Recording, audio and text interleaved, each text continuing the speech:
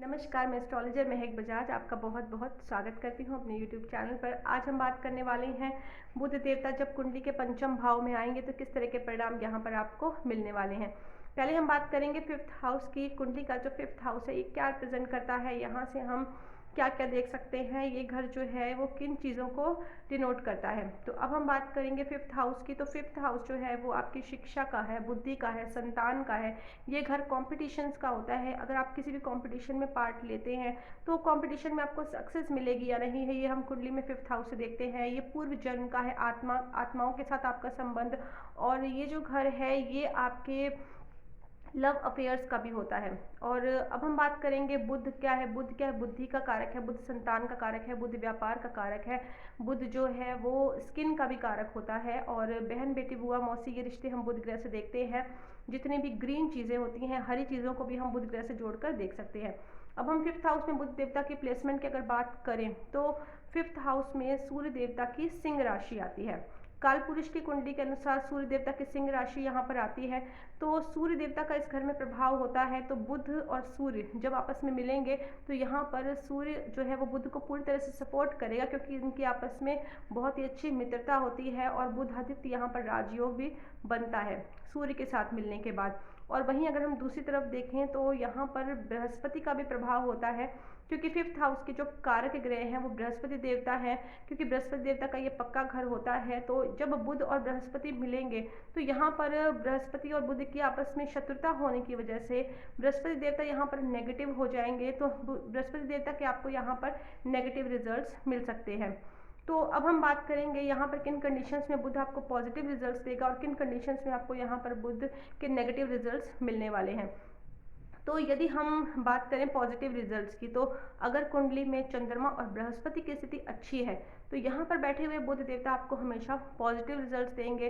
तो ऐसे जो जातक होते हैं वो बहुत ही ज़्यादा अक्लमंद होते हैं, समझदार होते हैं, इंटेलिजेंट होते हैं।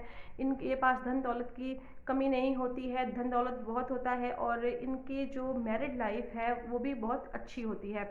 और ऐसे जो जातक होते हैं इनकी ज़बान की बहुत ज़्यादा वैल्यू होती है।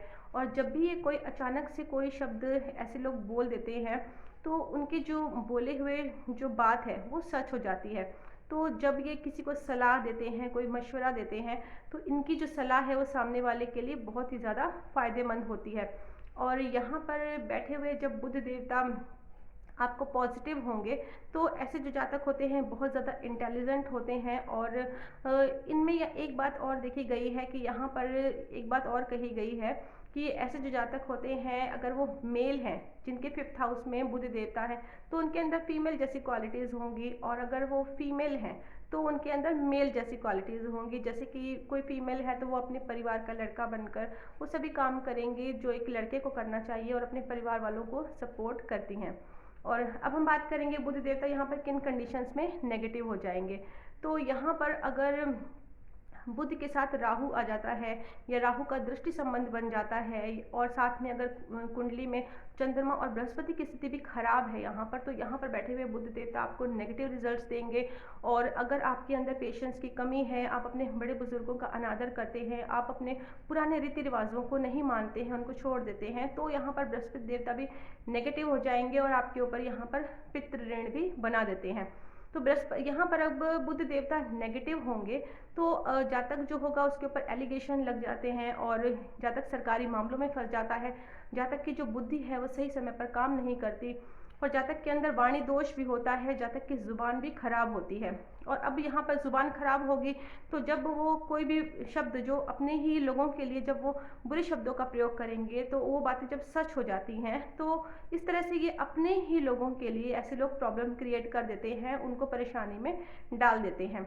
और ऐसे जो जातक होते हैं जिनके फिफ्थ हाउस में जो बुध है वो नेगेटिव है तो यहाँ पर मैरिड लाइफ में भी प्रॉब्लम्स देखी गई हैं।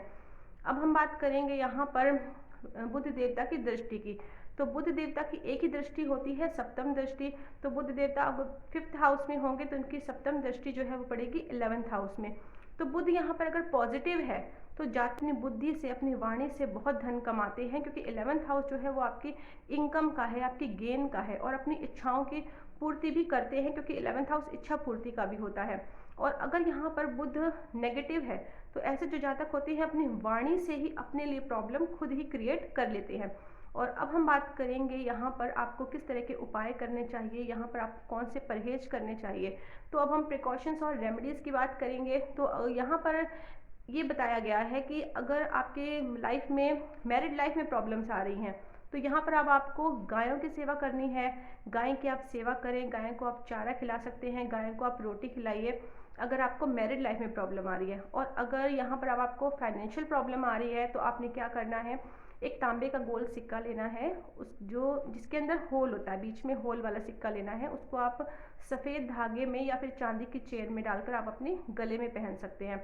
और इसके अलावा आप चांदी की डब्बी लीजिए, उसमें आपने चावल डालकर अपने पास रखना है। जो चावल होंगे वो टूटे हुए नहीं होने चाहिए, साबुत चावल आपने लेने हैं।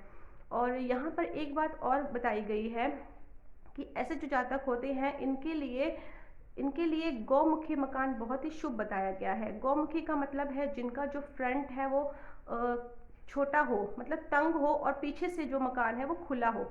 और वहीं अगर आप शेरमुखी मकान में रहते हैं तो वो आपके लिए बहुत ज़्यादा हानिकारक बताया गया है, विनाशकारी बताया गया है। शेरमुखी का मतलब जिसका फ्रंट जो है वो आगे से खुला हो और पीछे से तंग हो मकान, तो इस तरह के मकान में आपने नहीं रहना है। तो जानकारी आपको मेरी अच्छी लगी है, मेरी जानकारी को शेयर करें, वीडियो को लाइक करें और चैनल को सब्सक्राइब ज़रूर करें ताकि आने वाली जो मेरी वीडियोज़ हैं उनका आपको नोटिफिकेशन टाइम टू टाइम मिलता रहे। अब मिलेंगे हम अपनी नेक्स्ट वीडियो में।